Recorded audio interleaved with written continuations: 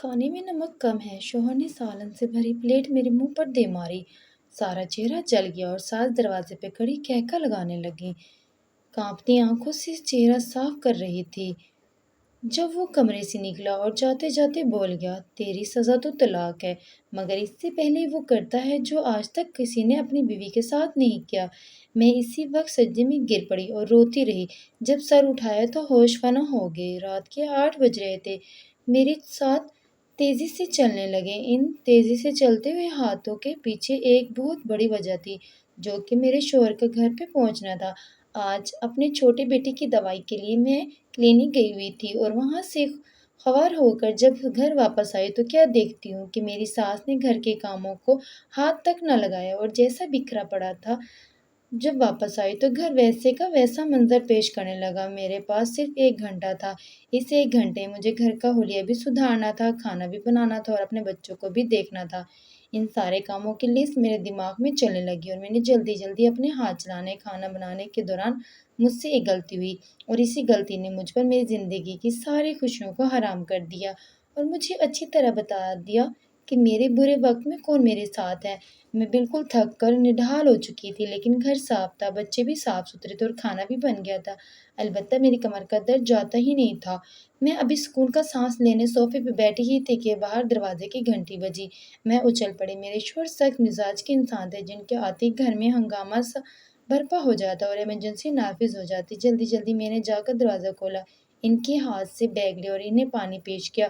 پانی پی کر انہوں نے فوراً اسے کھانے لگانے کا مطالبہ کیا۔ ان کے چہرے پر پسینے آئے ہوئے تھے۔ میں نے فوراً اسے تولیہ اٹھایا اور ان کے چہرے کا پسینہ صاف کیا، پھر ان کے ہاتھ پیر دھلوائے۔ انہوں نے کپڑے بدلے اور میز پر آ کر کھانا کھانے لگے۔ مجھے سکون تھا کہ آج کوئی گڑبڑ نہیں ہوئی ہے، لیکن مجھے کیا پتا تھا کہ یہی سکون میری بربادی کی ذمہ دار بننے والا ہے اور میں ایک ایسے عذاب سے دوچار ہونے والی ہوں جس کا مجھے کچھ بھی علم نہیں ہے۔ میں اپنے شوہر کو کھانا کھاتے ہوئے دیکھتی رہی۔ انہوں نے پہلا نوالہ لیا اور اس کے بعد انہوں نے جو حرکت کی وہ مجھے زندگی بھر یاد رہ جانے والی تھی۔ انہوں نے اسی وقت کھانے کی وہ پلیٹ جو میں نے چولہے سے گرم گرم دیچکے سے سالن بھر کر ان کے آگے رکھی تھی، وہی گرم ابلتا ہوا سالن انہوں نے میرے منہ پر دے مارا۔ میں حواس باختہ ہوئی اور ایک دم سے اپنی آنکھیں بیچ لی، بلند آواز سے چیخی، یہاں تک کہ میری چیخوں کی آواز پورے گھر میں سنائی دی۔ میرے بچے سہم کر رونے لگے اور میری ساس نے اپنے کمرے سے نکل کر یہ تماشا دیکھا۔ لیکن مجال ہو جو ان کے چہرے پر ذرا برابر بھی افسوس ہو، بلکہ وہ تو سینے پر ہاتھ لپیٹ کر میرے سامنے ہونے والا یہ تماشا دیکھنے لگی۔ میرے شوہر نے آگے بڑھ کر میرا سر پکڑا اور اس بچے کچے سالن میں ڈبونے لگے جو پلیٹ میں باقی تھا۔ میری چیخیں بلند ہو رہی تھی، کیا ہو گیا ہے، ایسا کیا کر دیا؟ میں نے جیسے ہی پوچھا تو میرے منہ پر انہوں نے زوردار تھپڑ مارا۔ چہرہ ویسے ہی سالن کی جلن سے بالکل سرخ ہو چکا تھا اور میرا پورا وجود جل رہا تھا۔ انہوں نے مزید اس پر 2 تھپڑ مار کر میرے درد میں بے پناہ اضافہ کیا۔ کہنے لگے، تم جیسی پھوٹڑ عورت سے شادی کر کے میں نے اپنی زندگی کی سب سے بڑی غلطی کی ہے اور اب اس غلطی کو سدھارنے کا وقت آ گیا ہے۔ سالن میں نمک اتنا کم تھا کہ میرے حرام کی کمائی ہے نا، جو تم اس میں سارے پیسے ضائع کر رہی ہو اور ڈھنگ کا کھانا بنا کر بھی نہیں دیتی۔ وہ مجھے باتیں سنانے لگے۔ انہوں نے مجھے ہاتھ سے پکڑ کر زمین پر دھکا دیا اور پھر ایک ایسی بات کی جس نے میرے پیروں تلے سے زمین نکال دی تھی۔ انہوں نے مجھے کہا کہ آج تو میں تجھے طلاق دے کر رہوں گا، لیکن اس سے پہلے میں تیرے ساتھ ایک ایسا سلوک کروں گا جسے دیکھ کر میرے سینے میں ٹھنڈ پڑ جائے گی اور اس کے بعد تو ہمیشہ ہمیشہ سے میری زندگی سے نکل جائے گی۔ یہ سننا تھا کہ میں تڑپ گئی اور وہیں بلک بلک کر رونے لگی۔ مجھے وہ دن یاد آنے لگا جب میں شادی کر کے اس گھر میں آئی تھی اور اسی وقت سے میری بربادی شروع ہو چکی تھی۔ اس سے پہلے بھی زندگی کوئی پھولوں کی سیج تو نہ تھی، کانٹوں سے بھری ہوئی تھی۔ جب سے آنکھ کھولی تو خود کو آزمائشوں میں گھرا ہوا پایا۔ میں بلک بلک کر رو رہی تھی کہ یا اللہ، کبھی میری زندگی کیا آزمائش سے ختم نہیں ہوگی، یا میری زندگی آزمائشوں کا ہی دوسرا نام ہے؟ کبھی نہیں سوچا تھا کہ زندگی میں ایک مسکراہٹ بھی نصیب نہ ہوگی۔ خدا پاک نے میری زندگی اتنی مشکل کیوں بنائی ہے؟ یہ سوال بار بار میرے ذہن میں آتا تھا۔ میری زندگی کی کہانی ایک اچھے خاصے گھرانے میں پیدائش کے وقت شروع ہوئی اور ختم کب ہونی تھی یہ مجھے خود بھی معلوم نہیں تھا۔ میں نے آنکھ کھولی تھی تو خود کو ایک ایسے گھرانے میں پایا تھا جہاں زندگی کی ہر سہولت موجود تھی، لیکن شاید گھر والوں کو مجھے اپنانے میں کوئی دلچسپی نہ تھی، یا شاید میں ان پر ایک اضافی بوجھ کے علاوہ اور کچھ بھی نہ تھی۔ میری پیدائش کے وقت نہ کوئی جشن منایا گیا، نہ مٹھائیاں بانٹی گئی۔ حالانکہ میں تیسری اولاد تھی اور تیسری اولاد کا ہونا کوئی بہت زیادہ انوکھی بات نہیں ہوتی۔ پر میرے لیے تو یہ ایک بہت بڑا حادثہ ثابت ہوئی کہ میں ایک ایسے گھرانے میں پیدا ہو گئی جہاں میری کوئی ضرورت ہی نہ تھی۔ امی اور ابو کا تعلق اچھے خاصے گھرانے سے تھا، لیکن سوچ وہی ستی سی تھی۔ دادی کو بیٹا چاہیے تھا اور میں تیسری بار پیدا ہو گئی تو مجھے ایک برگ کی سمجھ کر دوسروں کو دے دیا گیا تاکہ دوسرے لوگ بھی مجھ سے فائدہ اٹھائیں، اور یہیں سے میری زندگی کا پلٹ چکی تھی۔ ابو اکلوتے بیٹے تھے، ان کا کوئی بھائی اور بہن نہیں تھے، اسی لیے دادی کی خواہش تھی کہ ابو کی اولاد بیٹا اور بیٹی دونوں میں موجود ہو۔ لیکن جب امی تیسری بار امید سے ہوئی اور پھر میری پیدائش ہوئی تو جیسے ان کے سارے خواب مٹی میں مل گئے تھے۔ امی اور ابو کی یہ پسند کی شادی تھی۔ شروع میں دادی ان سے ناراض تھی کیونکہ وہ ابو کی شادی اپنی بھتیجی سے کرانا چاہتی تھی، پر ابو نے امی کو پسند کر لیا۔ ابھی بھی آفس میں کام کرتی تھی۔ یہاں پر بات بتاتی چلوں کہ امی اور ابو کے گھرانے میں بہت فرق تھا۔ ابو ایک امیر گھرانے سے تعلق رکھتے تھے اور امی مستور طبقے سے، جہاں دوسرے بہن بھائیوں کا خرچہ اٹھانا ایک ذمہ داری سمجھا جاتا ہے۔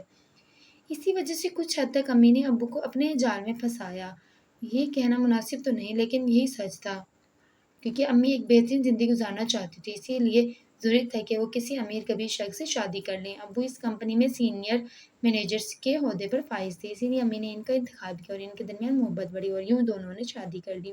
دونوں کے گھر والوں میں سے کوئی بھی راضی نہ تھا اور انہوں نے اپنی من مانی کی اور کورٹ میرج کر کے پھر امی ابو کو سسرال لے آئے، جہاں دادی نے تھوڑی سی پس و پیش کے بعد انہیں قبول کر لیا، کیونکہ امی خوبصورت تھی اور بالکل ویسی بہو کی طرح شکل صورت رکھتی جیسے میری دادی کو چاہیے تھی۔ ہمارا گھر بہت بڑا تھا، جس میں کئی کمرے تھے، نوکر چاکر تھے، غرض دنیا کی ہر نعمت موجود تھی، لیکن شاید میرے لیے یہ نعمت بنی ہی نہیں تھی۔ یہ گھر میرے لیے اجنبی ہی تھا اور یہاں کے مکین مجھے کبھی اپنے لگے ہی نہیں تھے۔ مجھ سے پہلے امی کی 2 بیٹیاں پیدا ہوئیں تو دادی نے شور مچانا شروع کر دیا کہ اب کی بار اگر بچہ پیدا ہوا تو وہ لڑکا ہی ہونا چاہیے۔ امی اس بات سے بہت ڈر گئی اور انہوں نے ابو کو مزید بچے پیدا کرنے سے انکار کر دیا، لیکن پھر قدرت نے اپنا رنگ دکھایا اور امی ایک بار پھر سے امید سے ہوئی۔ تب تو 9 مہینے بعد میں پیدا ہوئی اور گھر کے تمام مکینیوں کے منہ لٹک گئے۔ امی کو اپنے بقا کی تھی، ابو کو یہ ڈر تھا کہ دادی پورے گھر میں ہنگامہ شروع کر دیں گے، اور میں تو ایک معصوم ننھی پری تھی جسے کسی چیز کا کوئی علم نہ تھا۔ خیر، میری پیدائش کے تیسرے دن یہ طے پا گیا کہ مجھے گود میں ایک ایسے بے اولاد جوڑے کو دیا جائے گا جو اپنا خرچہ بھی کھینچ کھینچ کر نکالتے تھے۔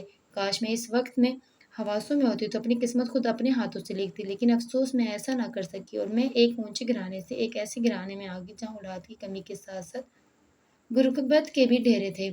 امی نے ایک بار بھی مجھے ایک مسود طبقے میں دینے سے متعلق نہ سوچا۔ وہ طبقہ تو غربت بھری زندگی گزار رہا تھا اور وہ کوئی اور نہیں بلکہ میری امی کے بھائی تھے، یعنی میں اپنی ممانے اور ماموں کو دے دی گئی۔ امی اپنے اس فیصلے سے بہت خوش تھی کیونکہ دادی نے انہیں کہا تھا کہ اگر تم اپنی یہ بیٹی اپنے بھائی کو دے رہی ہو تو پھر چوتھا بچہ جو ہوگا وہ بیٹا ہی چاہیے۔ امی نے خوشی خوشی مجھے اپنے بھائی کے ہاتھ میں سونپ دیا اور اس دن سے میری زندگی بدل گئی۔ ماموں اور ممانے کی خوشی کا کوئی ٹھکانہ نہ رہا، انہوں نے مجھے بالکل اپنی بیٹی کی طرح رکھا، لیکن یہ صرف چند مہینوں کی باتیں تھیں۔ جب میں بڑی ہوئی اور پھر ماموں کی نوکری چلی گئی، جو تھوڑا بہت گھر کا خرچہ چلتا تھا وہ بھی اب نہ چلنے کے برابر ہو گیا، تو ماموں اور ممانی نے مجھے منحوس قرار دینا شروع کر دیا۔ میں بچی تھی، ان چیزوں کو سمجھ نہیں پا رہی تھی، ایسا لگتا تھا کہ جیسے بہت کچھ بدل گیا ہو۔ پہلے مجھے ان کا پیار ملتا تھا، اب مجھے صرف اور صرف ان کی نفرت مل رہی تھی۔ میں کہیں کی نہیں رہی۔ اس دن سے میرے اندر احساس کمتری پیدا شروع ہو گئی اور جب میں 4 سال کی عمر کو پہنچی تو ممانی نے ایک دن مجھے اس قدر مار پیٹ کر گھر سے باہر نکال دیا کہ دفع ہو جا، اپنی ماں کے پاس چلی جا۔ دوسری طرف امی جب چوتھی بار امید سے ہوئی تو اللہ نے انہیں بیٹا دیا تھا اور یوں وہ مجھے تو یکسر بھلا بیٹھی۔ ادھر ماموں اور ممانی نے میری زندگی اجیرن کر دی۔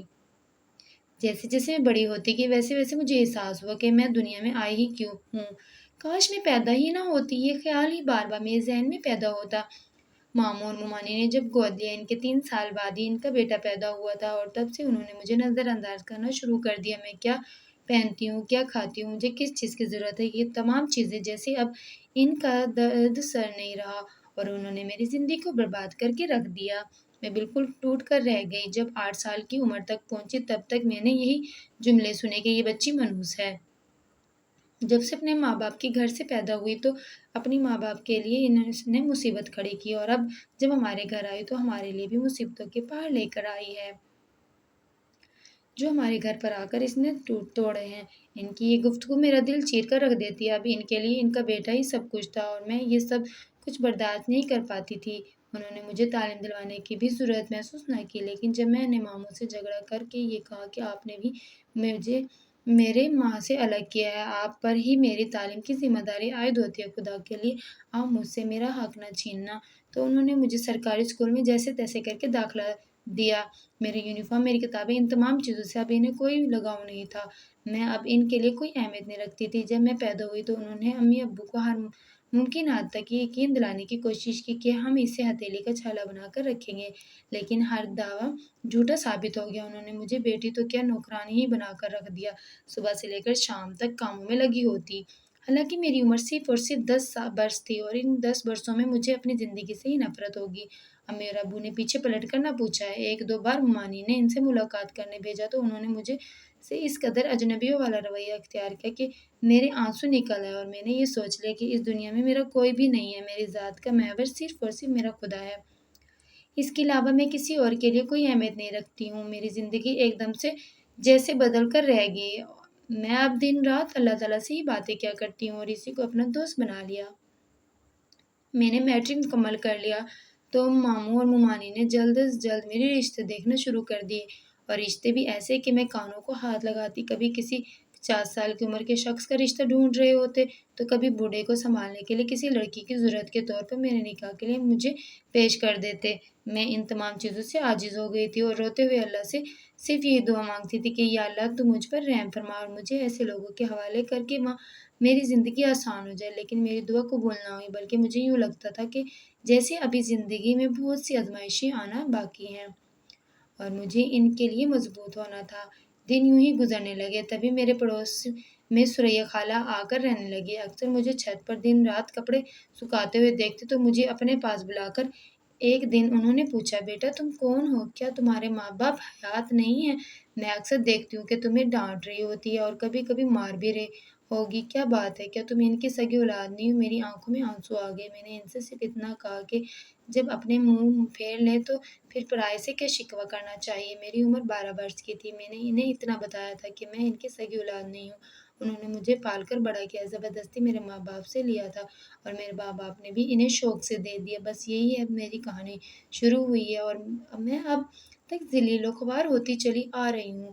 سریا خالہ کو مجھ پر بہت زیادہ ترس آیا اور انہوں نے مجھے اپنے گلے سے لگا لیا، کہنے لگی، تمہیں کسی چیز کی ضرورت ہو تو مجھے کہا کرو، میری کوئی بیٹی نہیں ہے۔ مجھے بہت شوق تھا کہ کوئی بیٹی ہو جس سے میں باتیں کر سکوں، اس سے اپنے دل کا حال کہوں۔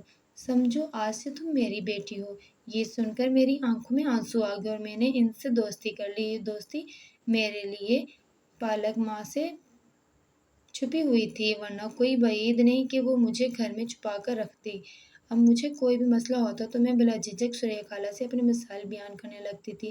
وہ ہر بار مجھے سنبھال لیتی۔ ممانی جان ایک بار پھر سے میرے رشتے دیکھنا شروع کر دیے اور انہوں نے سریا خالہ کے بیٹے کا رشتہ بھی ٹکرا دیا۔ یہ بات مجھ پر بجلی بن کر گری تھی، کیونکہ سریا خالہ واقعی میں ایک بہت اچھی اور نیک انسان تھی۔ انہوں نے ایک دو بار ممانی جان کو خوف خدا دلانے کی کوشش بھی کی کہ تم کیسی انسان ہو، تم نے اس بچے کی ذمہ داری دی ہے اور اب تم اس کی ذمہ داری سے دستبردار ہو رہی ہو، تمہیں ایسے کام نہیں کرنے چاہیے۔ جب ذمہ داری لو تو اسے خوف خدا کے زیر اثر نبھاؤ بھی، ورنہ تم گنہگار ٹھہراؤ گی۔ روبینہ ممانی کو اس وقت تو احساس ہوا تھا، لیکن اس کے بعد انہوں نے جیسے ایک بار پھر سے بے حسی دکھانی شروع کر دی اور محض 15 برس کی عمر میں انہوں نے میرا رشتہ طے کر دیا۔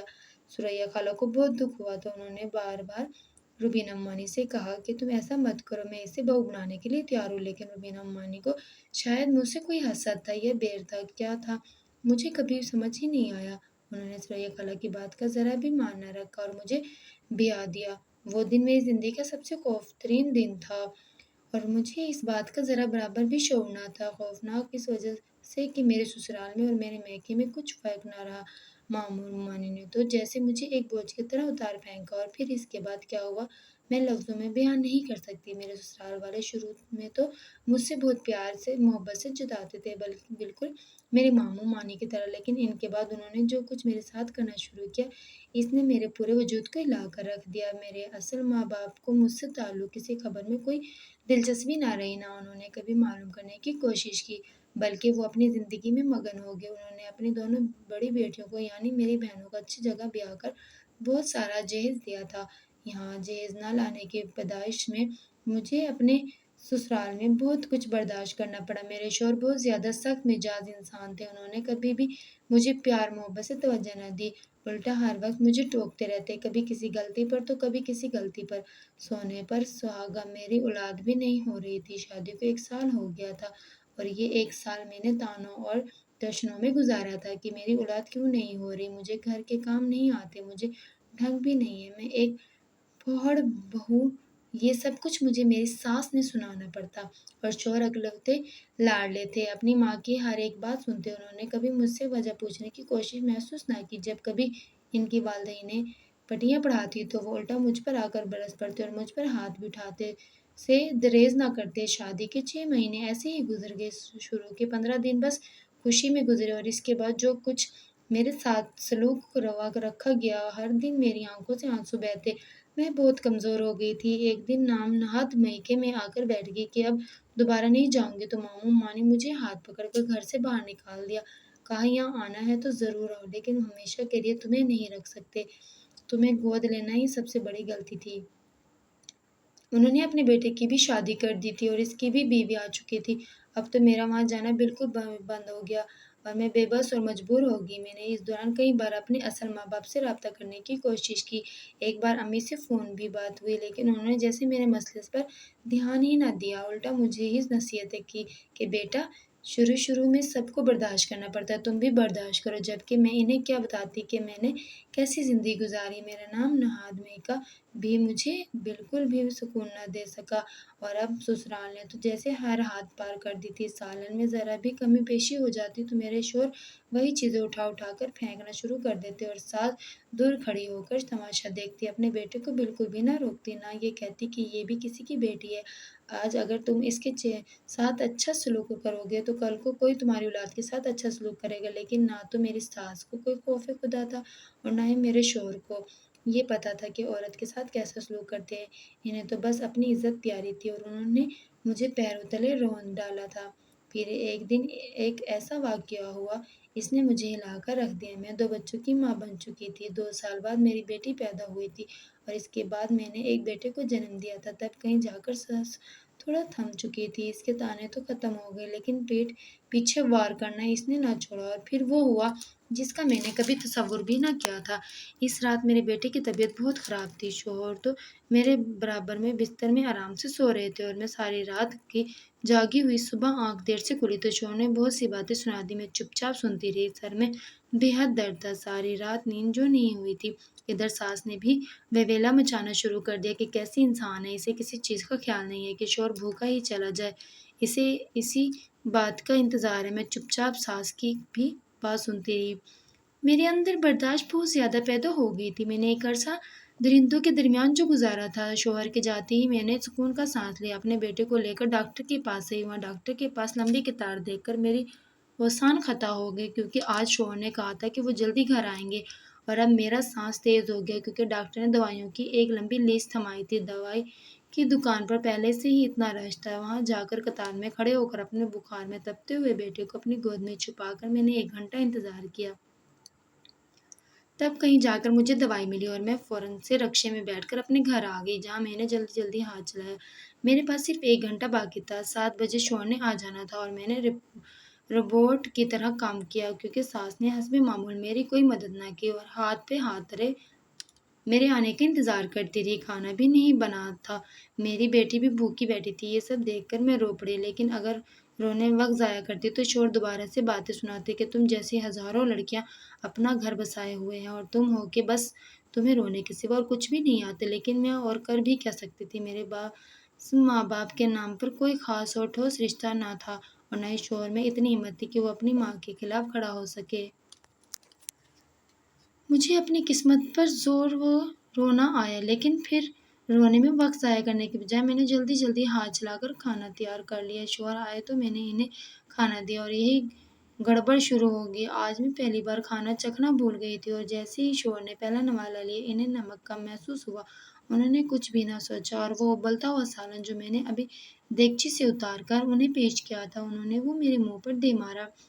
मैं हैरान रह गई। जलन से मेरा पूरा वजूद जलने लगा। सालन इतना गर्म था कि मेरे चेहरे पर लाल धब्बे नुमायाँ हो गए اور میں زاروں کے طرح چیخ مار کر رو پڑی۔ میرے بچے مجھے دیکھ کر رونے لگے اور مجھ سے چمٹ گئے، لیکن میرے شوہر کو پھر بھی رحم نہ آیا اور اس نے مجھے ایک زوردار تھپڑ رسید کی اور مجھے دور دھکا دیا۔ میں نے اپنے چہرے کو صاف کیا تو آنکھیں دھندلانے لگیں، آنکھوں میں بے تحاشا جلن محسوس ہوئی۔ میں اونچا اونچا رونے لگی۔ ساس دور کھڑی ہو کر تماشا دیکھ کر ہنس رہی تھی کہ واقعی میں تمہارے ساتھ تو ایسا ہی ہونا چاہیے، اور مجھے لگا کہ اب میں زمین میں دھنس جاؤں لیکن دوبارہ مڑ کر ان انسانوں کے درمیان زندگی نہ گزاروں۔ تبھی میرے شوہر نے میرے بال پکڑ کر مجھے زور سے دھکا دیا اور ایک ایسی بات کی جسے سن کر میں کانپ اٹھی۔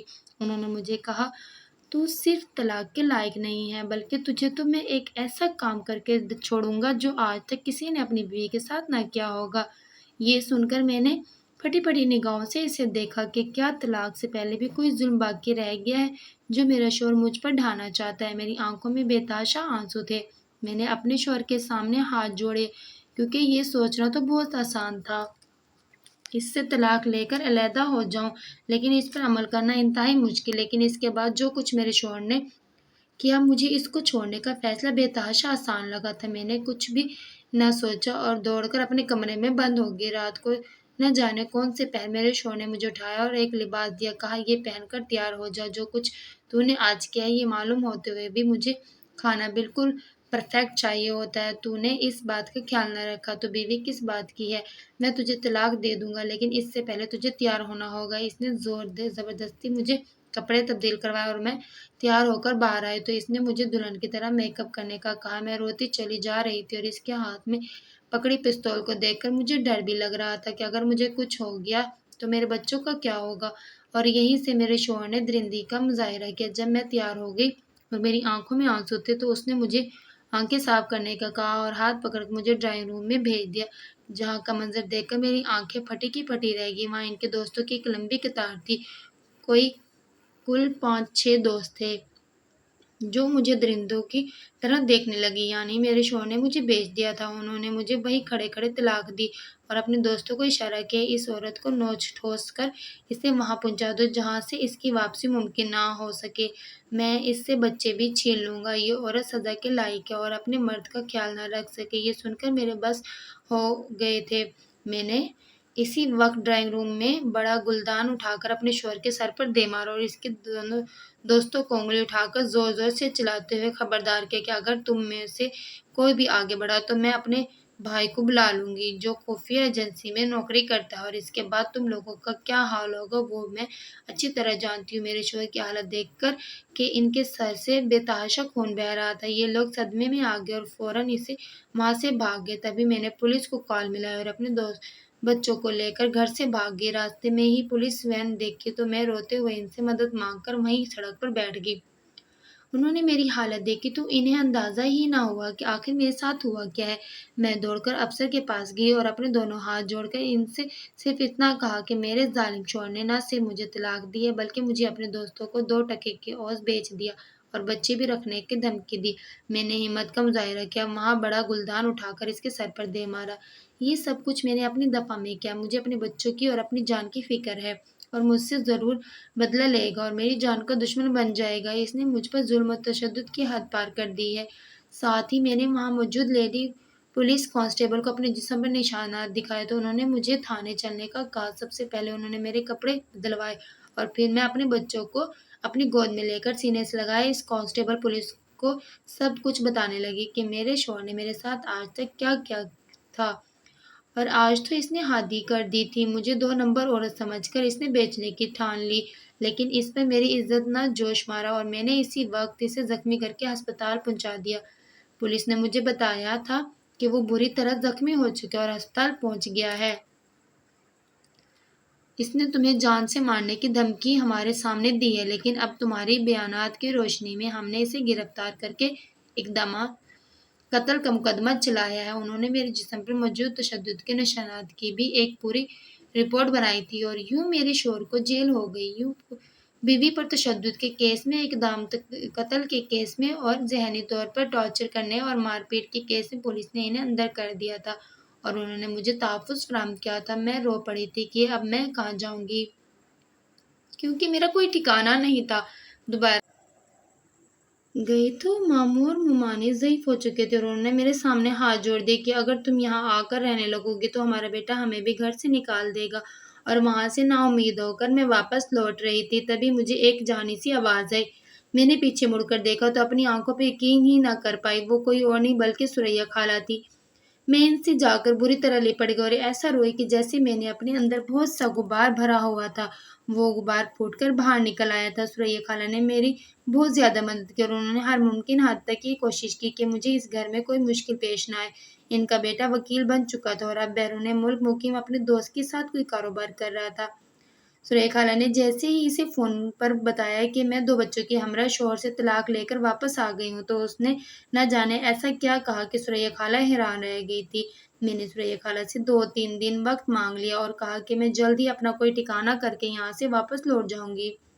اپنے بچوں کو سوریا خالہ کے حوالے کر کے میں نے بہت سارے کام تلاش کرنے کی کوشش کی، تب مجھے ایک عورت نے بتایا کہ اگر تمہیں سلائی آتی ہے تو سلائی کرنا شروع کر دو، اور اگر بچوں کو پڑھا سکتی ہو تم شام میں بچوں کو ٹیوشن پڑھا لو، اسی طرح تمہارا خرچہ آہستہ آہستہ نکل آئے گا۔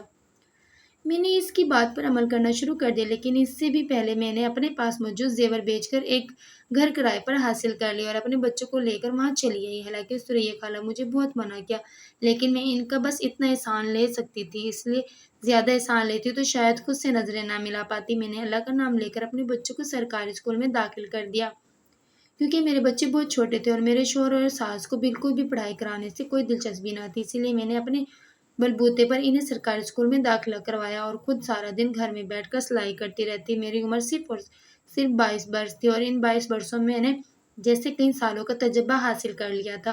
میرے شوہر کو تو جلد قید کی سزا ہو گئی اور انہیں پورے 30 سال جیل میں قید ہونا پڑتا۔ یہ خبر میرے لیے بہت زیادہ خوشی کی خبر تھی۔ میں نے اس وقت اللہ کے آگے گڑ گڑا کر سجدے میں دعا مانگی تھی کہ وہ درندہ کبھی جیل سے باہر نہ آئے، اور جب مجھے پتہ چلا کہ اسے اتنے سال کی سزا ہوئی ہے تو میری خوشی کا کوئی ٹھکانہ نہ تھا۔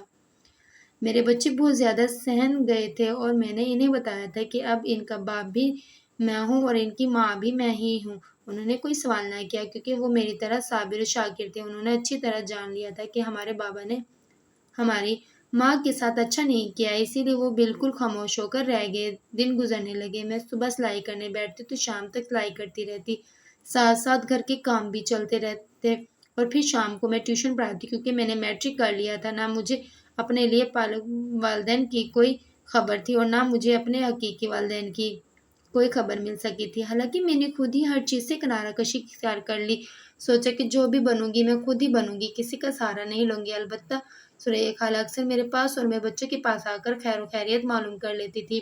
اکیلی عورت کا رہنا بھی ایک بہت مشکل کام تھا، اس سلسلے میں بھی مجھے بہت زیادہ مشکلات کا سامنا کرنا پڑا۔ کبھی کوئی مرد فری ہونے کی کوشش کرتا تو کبھی کوئی مرد بلا وجہ تنگ کرتا۔ جیسے ہی یہ پتہ چلتا کہ میں اکیلی ہوں تو ایک مرد میرے گھر کے دروازے کے باہر کھڑا ہو گیا تھا، لیکن پھر مجھے شیرنی بن کر انہیں بتانا پڑا کہ ایک عورت کا شکار کرنا اتنا آسان نہیں ہے، اور نہ ہی اسے اپنی جال میں پھنسانا اتنا آسان کام ہے۔ میں وقت سے پہلے مضبوط ہوگی۔ میرے بچے بھی اب بڑے ہونے لگے، 25 سال کی عمر کو پہنچی تو اس اپنے پاس اچھے خاصے جمع پونجی اپنا پیٹ کاٹ کاٹ کر میں نے جمع کر لی تھی۔ دن گزرنے لگے، میں نے اپنے بچوں کے لیے اپنی بہت سی خواہشات کو مارا، تبھی ایک دن دروازے پر دستک ہوئی۔ میں نے دروازہ کھولا تو سامنے ایک نفیس سی عورت کھڑی تھی، اس کے چہرے کے نقوش کچھ جانے پہچانے سے لگنے لگے۔ میں نے اس سے پوچھا، آپ کو کس سے ملنا ہے؟ تو کہتی ہے تم سے ہی ملنا ہے، اور میرے گلے لگ کر کہیں مجھے پتہ چل گیا کہ وہ کون ہے۔ وہ نفیس سی خاتون میری حقیقی ماں تھی، جنہوں نے مجھے ہمیشہ آنکھیں موڑ لی اور کبھی پلٹ کر میرے بارے میں نہ پوچھا۔ وہ مجھ سے مل کر روتی رہی، لیکن میں بالکل خاموش سپاٹ چہرے سے انہیں دیکھتی رہی۔ ان کے پہننے اوڑھنے غرض ان کے ہاتھوں میں موجود زیورات سے بھی مجھے اندازہ لگا سکتی تھی کہ وہ کس قدر خوشحال زندگی گزار رہی ہیں، لیکن میں ان کے امارات سے متاثر نہ ہوئی۔ بھلا میں ان کے امارات سے کیسے متاثر ہوتی کہ اس عورت نے میں نے زندگی میں ہمیشہ یہ شکوہ رکھا کہ آخر انہوں نے مجھے ہی قربانی کا بکرا کیوں بنایا، لیکن میں چپ رہی۔ تب انہوں نے پاسپورٹ نکال کر میرے آگے بڑھایا، کہا سارے کاغذات مکمل ہیں، تم ہمارے ساتھ باہر چلو۔ میں ان کی شکل دیکھتی رہ گئی، مجھے ذرا برابر بھی ترس نہ آیا۔ میں نے ان سے وہ پاسپورٹ لے کر ریزہ ریزہ کر دیا۔ میں نے صرف اتنا کہا کہ آپ مجھ سے ملنے آئیں یہی بہت ہے، لیکن جس طرح میں نے زندگی جدوجہد کر کے اکیلے ہی گزارنے پڑنے کا فیصلہ کیا ہے، مجھے کسی کی ضرورت نہیں ہے، آپ اب دوبارہ یہاں نہ آئیے گا، کیونکہ آپ کی بیٹی جسے آپ نے ماموں مانے کو گود دے کر بات ختم کر دی تھی وہی مر گئی تھی۔ اب میرا آپ سے کوئی تعلق نہیں ہے۔ امی کی آنکھوں میں آنسو تھے، لیکن مجھے بالکل بھی کوئی رحم نہ آیا، نہ میرے دل میں نرمی پیدا ہوئی، کیونکہ جو کچھ میں نے سہا تھا ان کا 1% بھی انہیں معلوم نہیں تھا، اسی لیے میں کیسے ان کے ساتھ چلی جاتی۔ وہ کچھ دیر بیٹھی رہی اور پھر اٹھ کر چلی گئی، دوبارہ کبھی واپس نہ آنے کے لیے میرا دل رو پڑا، لیکن میں کیا کرتی؟ جو شخص میرے ساتھ میرے برے وقت میں موجود نہ ہوتا، میں کیسے انہیں اپنے اچھے وقت میں اپنے پاس آنے کی اجازت دیتی؟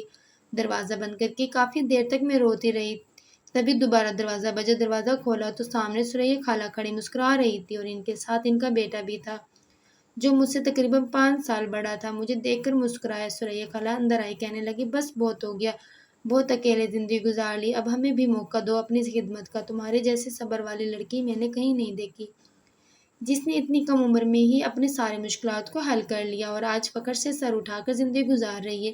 مجھے ان کی بات کا مفہوم سمجھ نہ آیا، لیکن اس وقت میری آنکھیں پھٹی کی پھٹی رہ گئی جب انہوں نے میرے ہاتھ میں اپنے بیٹے کے نام کی انگوٹھی پہنائی، اور ان کے بیٹے نے مجھے باقاعدہ طور پر ہاتھ جوڑ کر یہ کہا کہ میں پچھلے 10 سالوں سے تمہارا انتظار کر رہا ہوں، اور آج میرا انتظار ختم ہوا ہے، لہٰذا اب تم منع نہیں کر سکتی۔